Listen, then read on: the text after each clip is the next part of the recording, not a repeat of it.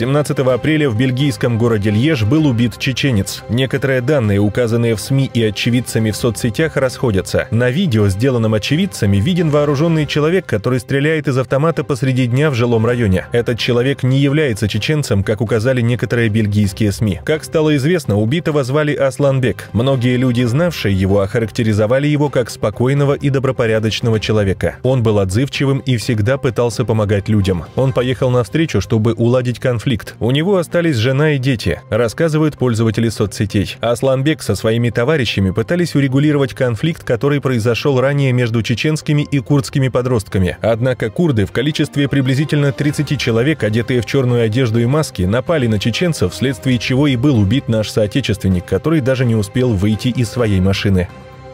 Ряд авторитетных международных организаций выступили с протестным заявлением и требованиями к властям Франции по поводу уже случившейся депортации чеченского беженца Магомеда Гадаева из Франции в Россию. Напомним, Гадаев был освобожден в конце марта из французской депортационной тюрьмы, а суд во Франции запретил высылать его в Россию. Однако уже в начале апреля он был снова арестован в полиции в момент, когда пришел очередной раз отметиться. Ему было предписано вплоть до суда о рассмотрении его прошения об убежище ежедневно являться в полицию. Он, в свою очередь, подчинялся требованию. 9 апреля, на следующий день после ареста, его выдворили в Россию, невзирая на протесты и рану живота, которую он себе нанес. Спустя 2 дня после депортации в Россию он был схвачен в Новом Уренгое кадыровцами и вывезен в Грозный. В заявлении представители 12 правозащитных организаций отмечают грубое нарушение всех международных прав и конвенций французским правительством. Гадаева выслали по приказу министра внутренних дел Франции. По словам подписантов письма, судьба Гадаева наглядно демонстрирует, что ни в каком регионе России критики Кадырова не могут защитить свою жизнь и свободу. Франция, пишут авторы письма, ужесточила меры против выходцев из Чеченской республики после убийства французского учителя Сэмюэля Пати молодым чеченцем в 2020 году. В последние месяцы, только по данным, ставшим известным правозащитникам, Франция выдворила 8 чеченцев, среди них помимо Гадаева Лези Арцуев и Ильяс Садуев. Арцуев также был схвачен кадыровцами по возвращении. Общественники призывают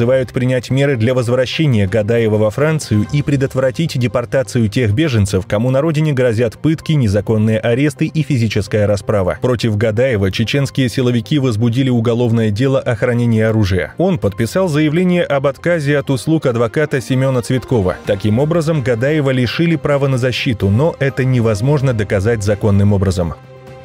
Чеченский пенсионер принес извинения за рассказ об угрозах со стороны местных властей лишать пенсии всех, кто откажется от прививки против коронавируса. Пожилой мужчина из села Гойты ранее распространил аудиосообщение, получившее большой резонанс. Об угрозах отнять у людей пенсии, пособия и уволить с работы непривитых уже слышали многие в республике. Для немалой части семей в регионе пенсия одного из домочадцев является единственным источником дохода. Я говорил в этой записи плохие слова. Родственников, друзей и республику я прошу простить меня. Обращение я сейчас делаю. Никто не собирается не давать мне эту пенсию. Вакцинацию сделают или нет, пенсию всем дадут. Мне очень стыдно. Цитируют российские издания слова чеченца. Как правило, такие покаянные сообщения с извинениями появляются после того, как представители кадыровской власти озвучивают свои угрозы оратору или его близким. Комментарии к новостям с такими роликами полны свидетельств. Людям в разных уголках региона угрожают различными санкциями и лишением дохода за отказ от вакцины. Похоже, это единственная мотивация воспользоваться вакциной «Спутник Ви» для чеченцев.